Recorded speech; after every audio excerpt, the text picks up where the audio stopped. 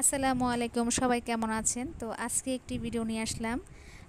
আমি সুন্নাকে নিয়ে গিয়েছিলাম ডিওয়ার্মিং করাতে। তো এটা হচ্ছে মানে ক্রিমের ওষুধ সেবন।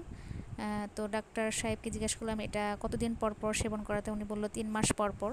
তো এর আগে ওকে ডোজ দিয়েছিলাম দুইটা। আর তারপরে আমি একটা যেটা র্যাবিস ভ্যাকসিনের জন্য আমি ক্রিমের দ্বিতীয় ডোজটা আমি কমপ্লিট করতে পারিনি, যার ফলে ওর ক্রিমি দেখা গিয়েছিল বলে আমি তারপরে নিয়ে গেলাম।